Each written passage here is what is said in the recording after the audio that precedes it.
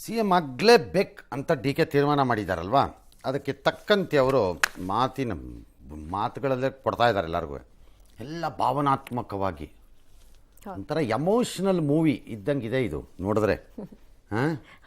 ಅಲ್ವಾ? ಹಾಂ, ಸರಿ. ಈಗ ಏನು ಮಾಡ್ತಾರೆ ಸಿದ್ದರಾಮಯ್ಯ ಅವ್ರಿಗೂ ಅದ್ರ ಮೂಲಕ ಅವರು ಪರೋಕ್ಷವಾಗಿ ಸಿದ್ದರಾಮಯ್ಯಗೂ ಸಂದೇಶ ಕೊಡ್ತಿದ್ದಾರೆ. ದೆಹಲಿಗೆ ಹೋಗೋಕ್ಕೆ ಮೊದಲು ಸಿದ್ದರಾಮಯ್ಯ ಡಿ ಕೆ ಹೇಳಿದ್ರು, ನಾನು ಯಾರ ಬೆನ್ನಿಗೂ ಇರಿಯಲ್ಲ, ಚುಚ್ಚಲ್ಲ ಅಂತ. ಯಾವ ಬ್ಲ್ಯಾಕ್ ಮೇಲ್ ರಾಜಕೀಯಗಳನ್ನು ಮಾಡಲ್ಲ, ಪಕ್ಷದಿಂದಲೇ ನಾನು, ನನಗೆ ಪಕ್ಷವೇ ಮನೆ, ಪಕ್ಷವೇ ದೇಗುಲ ಅಂದರು. ಸರಿ, ಓಕೆ. ಅದಾದಮೇಲೆ ಹೇಳಿದ್ರು, ಇದು ನಮ್ಮ ಮನೆ, ಎಲ್ಲರೂ ಸೇರಿ ಕಟ್ಟಿದ್ದೇವೆ, ನಮ್ಮ ಸಂಖ್ಯೆ 135, ನಾನೂ ಅದರಲ್ಲಿ ಒಬ್ಬ ವಾಸಿ, ನಾನು ಯಾರನ್ನೂ ಬೇರೆ ಎಂದು ನೋಡಲ್ಲ.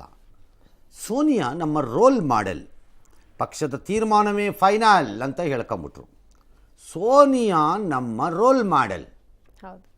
ಇದೇ ಸ್ವಲ್ಪ ಡೌಟ್ಫುಲ್ಲಾಗಿ ಇದೆ ಸ್ಟೇಟ್ಮೆಂಟ್. ಯಾಕೆ ಸರ್? ಲೋಕಸಭಾ ಚುನಾವಣೆಯಲ್ಲಿ 20 ಸೀಟ್ ಗೆಲ್ಲೋದು ಇಂಪಾರ್ಟೆಂಟ್ ನಮಗೆ, ಡ್ಯಾಶ್ ಡ್ಯಾಶ್ ನಾನು ಡೆಲ್ಲಿಗೆ ಒಬ್ಬನೇ ಹೋಗುತ್ತಿದ್ದೇನೆ ಅಂತಾರೆ. ಯುದ್ಧರಂಗಕ್ಕೆ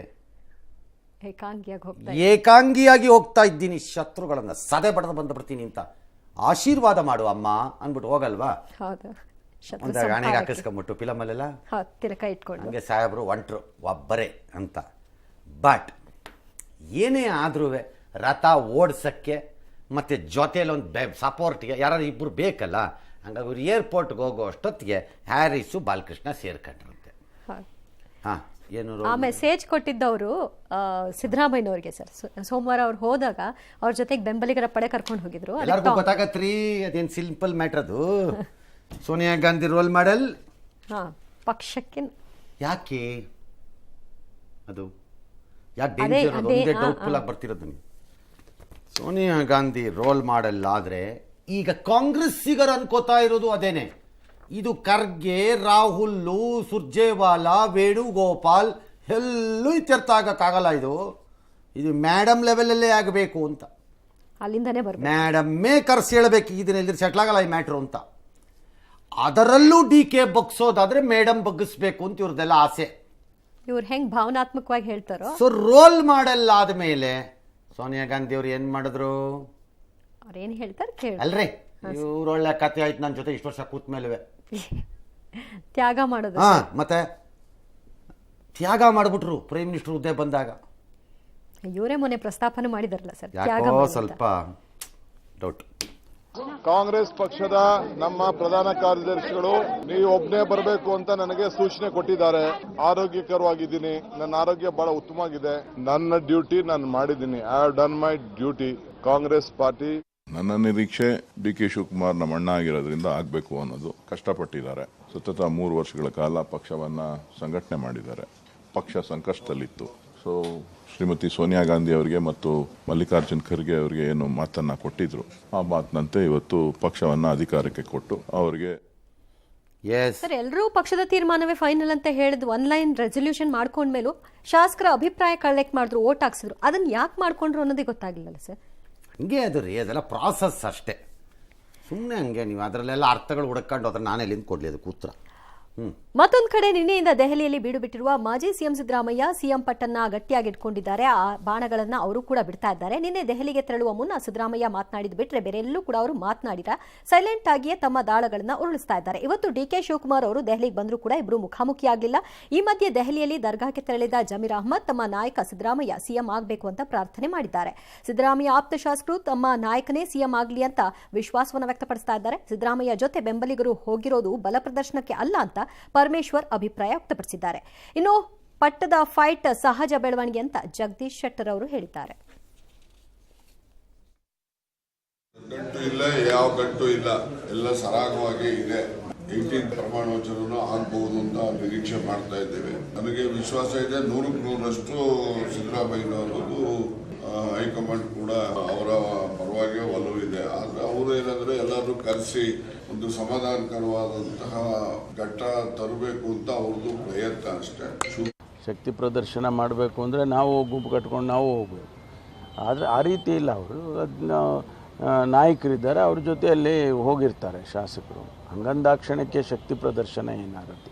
ರಾಜಕಾರಣದ ಅಧಿಕಾರದ ವ್ಯವಸ್ಥೆ ಅದು ಯಾವ್ಯಾವ ಹಂತಕ್ಕೆ ಹೋಗಿದ್ದು ಗೊತ್ತಿಲ್ಲ ನನಗೆ. ಇದು ಬರೀ ಕಾಂಗ್ರೆಸ್ಸು ಇದಕ್ಕೆಲ್ಲ ಎಲ್ಲ ಪಾರ್ಟಿಯಲ್ಲಿ ನಡೆದಿದೆ. ಹೀಗಾಗಿ ಅದ್ರ ಬಗ್ಗೆ ಕಾಂಗ್ರೆಸ್ಸಿನ ಹೈಕಮಾಂಡ್ದವರು ಹಿರಿಯರು ವರಿಷ್ಠರು ಏನು ನಿರ್ಧಾರ ಕೈಗೊಂತಾರೆ ಅವ್ರಿಗೆ ಬಿಟ್ಟಂತ ಸ್ಟೇಬಲ್ ಗೌರ್ಮೆಂಟ್ ಬಂದದ, ಸ್ಮೂತ್ ಆಗಿ ಗೌರ್ಮೆಂಟ್ ಆಗ್ತದಂತೂ ವಿಶ್ವಾಸ ಇದೆ. ರಾಜ್ಯದಲ್ಲಿ ಸಿದ್ದರಾಮಯ್ಯ ಮತ್ತು ಡಿ ಕೆ ಶಿವಕುಮಾರ್ ಪರ ಸಮುದಾಯ ಲಾಬಿಗಳು ತೀವ್ರಗೊಳ್ತಾ ಇದೆ. ಡಿ ಕೆ ಶಿ ಕೊಡಬೇಕು ಅಂತ ಮಂಡ್ಯದಲ್ಲಿ ಒಕ್ಕಲಿಗರ ಸಂಘದ ಸದಸ್ಯರು ಬೆಂಗಳೂರು ಮೈಸೂರು ಹೆದ್ದಾರಿಯಲ್ಲಿ ಪ್ರತಿಭಟನೆ ಮಾಡಿದ್ದಾರೆ. ವೀರಶೈವ ಲಿಂಗಾಯತ ಸಮುದಾಯದ ಕೆಲವು ಸ್ವಾಮೀಜಿಗಳು ಡಿ ಕೆ ಶಿ ಪಟ್ಟ ಕೊಡಿ ಅಂತೇನೋ ಬರೆದಿದ್ದಾರಂತೆ, ಕಾಗದ ಬರೆದಿದ್ದಾರೆ ಅಂತೆ. ಶ್ರೀಶೈಲ ಮಠದ ಸ್ವಾಮೀಜಿ, ಉಜ್ಜಯಿನಿ ಮಠದವರು, ಕಾಶಿ ಮಠದವರೆಲ್ಲ ಬರೆದಿದ್ದಾರಂತೆ ಖರ್ಗೆ ಅವರಿಗೆ. ಇನ್ನು ಕುರುಬರ ಸಂಘ ಬೆಂಗಳೂರು ಪತ್ರಿಕಾಗೋಷ್ಠಿ ಮಾಡಿ ಸಿದ್ದರಾಮಯ್ಯನವರು ಮುಖ್ಯಮಂತ್ರಿ ಮಾಡಲೇಬೇಕು ಅಂತ ಒತ್ತಾಯಿಸಿದಾರಂತೆ. ಕಾಂಗ್ರೆಸ್ಗೆ 5 ಮತ ಬಂದಿರೋದೇ ಸಿದ್ದರಾಮಯ್ಯನವರಿಂದ. ಈ ಬಾರಿ 90% ಬಂದ್ಬಿಟ್ಟಿದೆ. ಅವರು ಸಿ ಎಮ್ ಆಗ್ತಾರೆ ಅಂತಲೇ ನಾವು ಓಟ್ ಹಾಕಿದ್ದಿದ್ದು ಅಂತ ಅವ್ರು ಅಂತ ಇದ್ದಾರೆ. ಕೆಲವು ಕಡೆ ಎಲ್ಲ ಪೂಜೆ ಗೀಜೆ ಎಲ್ಲ ಮಾಡಿದ್ದಾರೆ ಸಿದ್ದರಾಮಯ್ಯ ಆಗಲಿ ಅಂತ. ಇನ್ನು ಕೆಲವು ಕಡೆ ಯಾರೋ ಡಿ ಕೆ ಶಿವಕುಮಾರ್ ಆಗಲಿ ಅಂತ ಅವ್ರು ಪೂಜೆ ಮಾಡಿದ್ದಾರೆ. ಈ ಮಧ್ಯೆ ಪರಮೇಶ್ವರ್ ಅಥವಾ ಮುನಿಯಪ್ಪನವ್ರನ್ನ ಸಿ ಎಮ್ ಮಾಡಬೇಕು ಅಂತ ಕೆಲವರು ತುಮಕೂರು, ಚಿತ್ರದುರ್ಗ, ಕೋಲಾರದಲ್ಲಿ ದಲಿತ ಸಂಘಟನೆಗಳು ಆಗ್ರಹಿಸಿವೆ. ಅದಕ್ಕೆ ಮಾದಾರ ಶ್ರೀಗಳು ಮತ್ತು ಆದಿಜಾಂಬವ ಶ್ರೀಗಳು ಕರೆಕ್ಟ್ ಆಗಿದೆಯಲ್ಲ, ಇದು ಮಾಡ್ಬೋದಲ್ಲ ಇವ್ರನ್ನ ಅಂತ ಅವ್ರು ಹೇಳಿದ್ದಾರೆ. ಸರ್, ಇಬ್ಬರು ನಾಯಕರ ಶಕ್ತಿ ಏನು ಅನ್ನೋದು ಹೈಕಮಾಂಡ್ಗೂ ಕೂಡ ಗೊತ್ತಿದೆ. ಆದರೆ ಈ ರೀತಿಯ ಪ್ರತಿಭಟನೆಗಳು ಅಥವಾ ಪತ್ರಗಳನ್ನ ಬರೆಯೋದು ಇದೆಲ್ಲ ಏನನ್ನ ಸೂಚಿಸ್ತಾ ಇದೆ? ಸುಮ್ಮನೆ ನಮ್ಮ ಸ್ಟ್ರೆಂತ್ ಏನಿದೆ ಅಂತ ತೋರ್ಸಕ್ಕಷ್ಟೇ ಒಂದು ಕಡೆ. ಎರಡನೇ ಕಡೆ ನಾಯಕ ಏನಂದುಕೊಂಡಾನು ನಾನು ಮಾಡದಿದ್ದರೆ ಅಂತ ಎರಡನೇದು.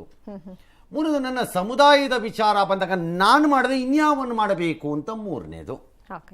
ಹಾಗಾಗಿ ಇವೇ ಪರಿಣಾಮ ಬೀರುತ್ತೆ ಅಂತ ನಾನು ಹೇಳಿಲ್ಲ. ಇದ್ಯಾವುದೂ ಪರಿಣಾಮ ಬೀರುವುದೇ ಇಲ್ಲ ಅಂತಾನು ನಾನು ಹೇಳಕ್ ತಯಾರಿ ಇಲ್ಲ. There all part of the overall pressure tactics ಅಷ್ಟೇ. ರಾಜಕಾರಣದಲ್ಲಿ ಇದಿರಲೇಬೇಕು. ರಾಜಕಾರಣದಲ್ಲಿ ಒಟ್ಟಾರೆ ಒತ್ತಡ ತಂತ್ರದ ಭಾಗ. ಇನ್ನು ಒಂದ್ ಕಡೆ ಸಿಎಂ ಪಟ್ಟದ ಫೈಟ್ ನಡೀತಾ ಇದೆ, ಮಗದೊಂದ್ ಕಡೆ ಸಚಿವ ಸ್ಥಾನದ ಆಕಾಂಕ್ಷಿಗಳು ಲಾಬಿಯನ್ನ ಜೋರ್ ಮಾಡ್ಕೊಂಡಿದ್ದಾರೆ. ಹಲವರು ದೆಹಲಿಗೂ ತೆರಳಿದ್ದಾರೆ. ರಾಮಲಿಂಗಾರೆಡ್ಡಿ ಅವರನ್ನ ಡಿಸಿಎಂ ಮಾಡಬೇಕು ಅಂತ ರೆಡ್ಡಿ ಸಮುದಾಯ ಒತ್ತಾಯ ಮಾಡ್ತಾ ಇದೆ. ಆದ್ರೆ ಡಿಸಿಎಂ ಹುದ್ದೆ ಸೃಷ್ಟಿಯ ಬಗ್ಗೆ ನನಗೆ ಏನೂ ಗೊತ್ತಿಲ್ಲ, ಸಂಪುಟ ರಚನೆ ಯಾವಾಗ ಎನ್ನುವುದು ಕೂಡ ಗೊತ್ತಿಲ್ಲ ಅಂತ ಪರಮೇಶ್ವರ್ ಹೇಳಿದ್ದಾರೆ. ಮಧುಗಿರಿ ಶಾಸಕ ಕೆಎನ್ ರಾಜಣ್ಣ ಅವರಂತೂ ನಂದೊಂದೇ ಬೇಡಿಕೆ, ನನ್ನನ್ನ ಸಹಕಾರ ಮಂತ್ರಿ ಮಾಡಲೇಬೇಕು ಅಂತ ಬಹಿರಂಗವಾಗಿ ಬೇಡಿಕೆ ಇಟ್ಟಿದ್ದಾರೆ. ವಿರಾಜಪೇಟೆಯ ನೂತನ ಶಾಸಕ ಎಸ್ ಪೊನ್ನಣ್ಣರನ್ನ ಕಾನೂನು ಮಂತ್ರಿ ಮಾಡಬೇಕು ಅಂತ ಕೆಪಿಸಿಸಿ ಕಾನೂನು ಘಟಕ ಒತ್ತಾಯಿಸ್ತಾ ಇದೆ. ಸಹಿ ಸಂಗ್ರಹ ಅಭಿಯಾನವನ್ನು ಕೂಡ ಕೈಗೊಂಡಿದೆ. ಡಿಸಿಎಂ ಸೃಷ್ಟಿ ಗೊತ್ತಿಲ್ಲ ಅವ್ರು ಮಾಡ್ಬೋದು, ಮಾಡದೇನೂ ಇರ್ಬೋದು. ಒಂದು ಡಿಸಿಎಂ ಮಾಡದೇ ಇರ್ಬೋದು, ಅಥವಾ ಒಂದು ಮಾಡ್ಬೋದು, 4 ಮಾಡ್ಬೋದು. ಇದೆಲ್ಲ ಅವ್ರಿಗೆ ಬಿಟ್ಟಿದ್ದಲ್ವಾ.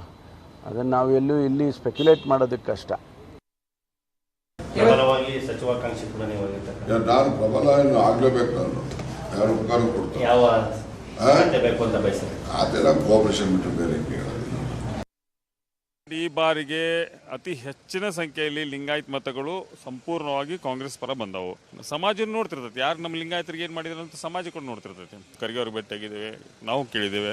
ಎಲ್ಲ ಮುಖಂಡರಿಗೂ ಕೂಡ ಅದು ಒಲವಿದೆ, ಕೊಡಲೇಬೇಕನ್ನೋಂಥದ್ದು ಕೊಡ್ತಾರೆ.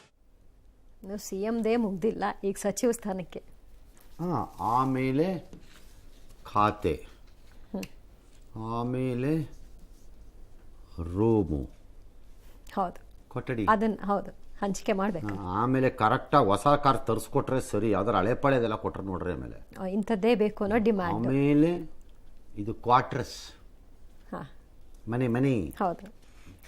ಅದಾದ ಮೇಲೆ ಉಸ್ತುವಾರಿ, ಚೈನು